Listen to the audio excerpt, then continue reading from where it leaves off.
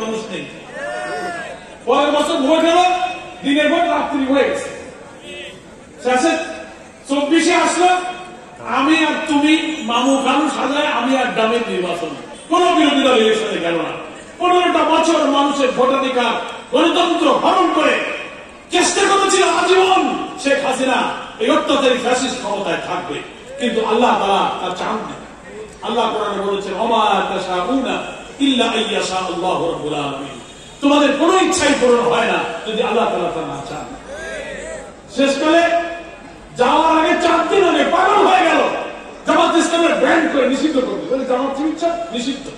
কি শোনেননি আপনারা? 5 তারিখে পালালে 1 তারিখে জামাত শিবির বাতিল। আসমানের মালিক ফয়সালা করলো, তুমি ইসলামী আন্দোলনের লোকদের খুন করলে, ফাঁসি দিলে, পাগল হয়ে গেছো, এখন তুমি নিষিদ্ধ করলে। 7 দিনের মাথায় উনি নিষিদ্ধ হয়ে গেল। জামাত ইসলামী আল্লাহর ফয়সালার উপরে কারো হুকুম চলে না। কি বলেন? এখন উনি চলে গেছেন, কোথায় গেছেন? যেখানকার মাল সেখানে চলে গেছে, নাকি বলেন? যাইয়ে শান্তিতে বসে নেই, প্ল্যান পরিকল্পনা সিন্ডিকেট এইসব করতেছে, দেশে অশান্তি। একটা সুষ্ঠু ভোট যাতে না হতে পারে, মারামারি পাল্টাকু এই সেই নানান সমস্ত অহেতুক কথা। সময় কম, আমরা সবাই দোয়া করবো এবং একসঙ্গে ইফতার করবো। রাজনৈতিক আলোচনা বেশি নয়।